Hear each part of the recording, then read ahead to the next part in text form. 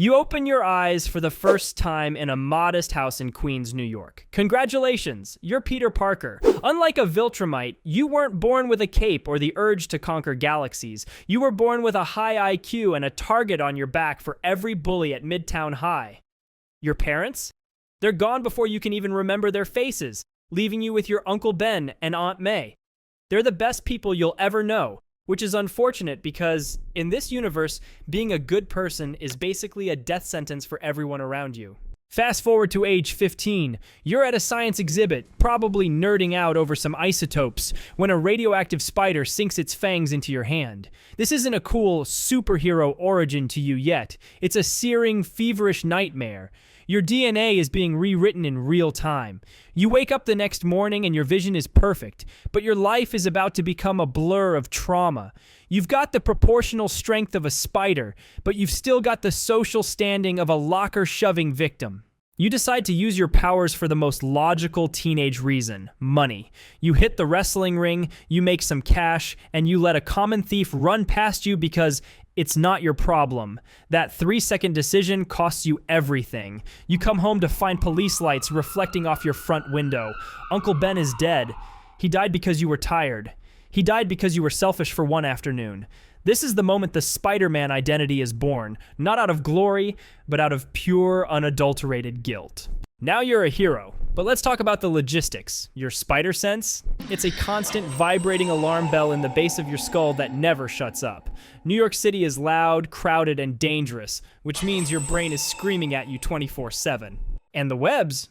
You're a genius, so you invented your own web fluid, but you're also broke. Every time you swing across Manhattan, you're literally spending your rent money on chemical cartridges. If you run out of web fluid mid-swing, that's a 40-story drop onto a yellow cab. You need a job. You're a brilliant scientist, but you can't hold down a 9 to 5 because Dr. Octopus keeps throwing city buses through your office window. So you settle for the most humiliating job possible, taking selfies. You sell high-res photos of yourself to J. Jonah Jameson, a man who uses those very photos to tell the entire world you're a menace and a criminal. You are literally funding your own character assassination just so you can buy a loaf of bread and some aspirin. Let's talk about the fights. You aren't invulnerable. When the Rhino hits you, it feels like being struck by a freight train. When the Green Goblin throws a pumpkin bomb, that's third-degree burns and shrapnel. You spend your night stitching yourself up in a dark apartment, trying to hide the smell of blood and scorched spandex from Aunt May.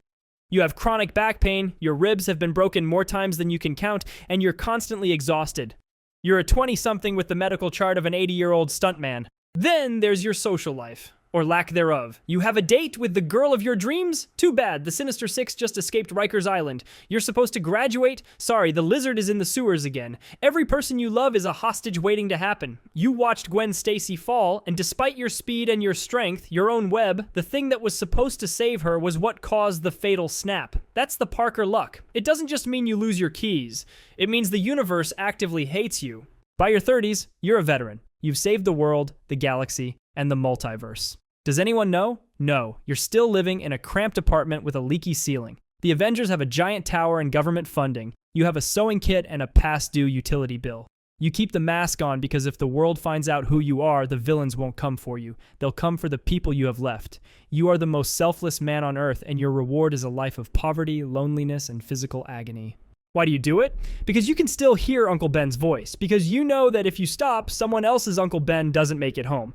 Being Spider-Man sucks. It's a never-ending cycle of sacrifice where the hero never gets the girl, never keeps the money, and never gets a thank you.